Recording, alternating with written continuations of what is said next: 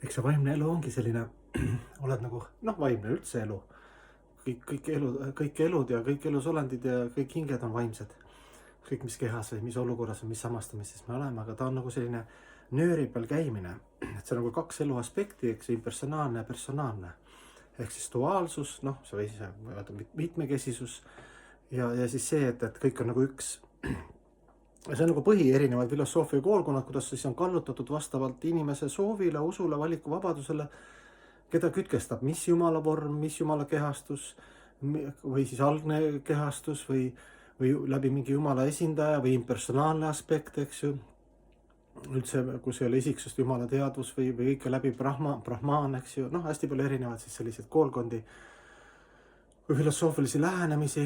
Või on ka selliseid filosoofia koolkondi, kes üldse ei aktsepteeri, eks ju, vaimu, et nad ütlevad, see mateeria on lihtsalt selline energiakogum ja ta moodustab ja tekitab ja reageerib ja toimib nii, nagu ta toimib, eks see on käsitlematu, eks ju, atšintia.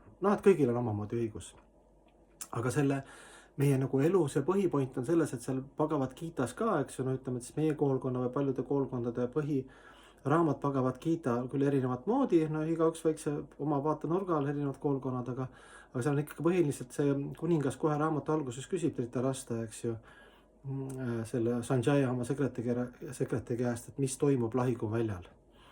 Ja et kuidas on minu pojad ja kuidas on teised seal siis rivistatud või kuidas see sõda seal selle alguse staadiumis siis välja näeb. Kuna Sanjaya oli selline müstik ka, ta nagu nägi seda. Selline võime oli, selline siddhi. Ja et see näitab, et kohe oli duaalsus. Ta kohe pani nagu, et minu pojad ja need pojad, kuigi teised pojad, eks ju, olid tema venna surnud vennapojad. Tegelikult nad oli üks pere. Aga ta juba kohe siis lahterdas. Et kus siis lahterdada, kus mitte lahterdada, kuidas me oleme teatud elu aspektides, kui me ütleme, et kõik on üks, siis see on õige, kui me sellega lähme disbalanssi, siis me ei saa olla õnnelikud, eks. Kui me ütleme, kõik on üks, et sinu naine on minu naine, sinu raha on minu raha. Kuna me oleme üks, siis mina ütlen, kuidas me üks oleme, et sa oled minu orineid. Spekuleerin, kuidas, kuna ma olen ka nagu üks, ütleme, osa sellest tervikust, ma teen, mis ma tahan, eks ju, et see on nagu üks äärmus. Nende äärmus võib kirjeldada väga erinevat moodi, seda impersonaalset äärmust.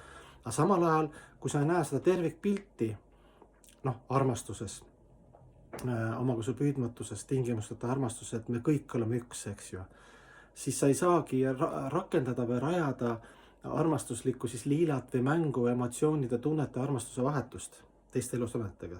Sa ei saa.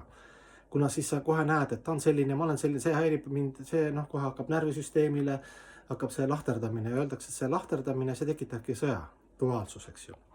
Vaenlane, see minu, eks ju, kuigi sõda toimus, eks ju, Kurukshetra lahing, kuigi, kes teab seda Mahabharatat või niimoodi sügavamalt Kurukshetra lahingut või Bhagavad Gitat on lugenud, see saab aru, et miks see lahing siiski toimis, sest ütleme Krishna pool või Arjuna pool või Pandavate pool, see dünastia pool, nemad tegid kõik, et seda ära hoida ja olid alandlikkuses kuni viimase hetkeni. Aga lõpuks siis see oli nagu viimane variant, et okei, et poistel ei jõua kohale nagu kodus ka, et emme räägib rahulikult lapsega, lõpuks sissi tulevad, et lõpuks siis natuke rangemat energiat kasutab, et kui laps arvab, et kõik on nagu uljalla, siis isa annab ranguse ja siis distsipliini energiat. Näiteks selline näide. Et see ongi siis see vaimne elu, ongi siis see, et me oleme samal ajal kõik suur üks armastuslik pere ja samal ajal hästi erinevad ja siis arvestada siis vastavalt ajale kohal tingimustele, sinu omadustele, kuidas see kulgemine käib. Meie pool siis saadhana pakti siis reguleeritud vaimne elu, eks ju, et missugused samme teha, et hakata nägema siis, et laiendada, et ei ole ainult mina, mulle, minu, ma saan aru, et minu teadvustamine, minu soovid, minu õnn, jumal on loonud mind sellisena, eks ju, ma pean ennast armastama, aga siis kuidas ma siis neid kõike, mis mul on, seda pagasit, seda hingepagasit, kehapagasit ja peenkeha mõistuse, psüühikese energia pagasit, kuidas ma siis seda rakendan siis sellel teekonnal, ükskõik kus ma ka ei oleks, eks ju. Kasutan abivahendeid, pühakirjad, ratas on leiutatud pühakud, kes annavad head eeskuju armastuses, headuses, eks ju, siis halastuses ja kaastundes ja kuidas need kõrgeid omadusi, hingeomadusi, need nagu meil siin selles raskes olukorras, selles kahesuses, kolmes mõõtmes nagu näitavad õnneks, et meil on olemas need eeskujud. Aga jutupoint on see jah, et harida ennast kõigepealt teoorias, et et me oleme üks ja samal ajal erinevad, et kuidas siis seda rakendada nagu argipäevas, et see ongi kõige suurem kunst, eks ju.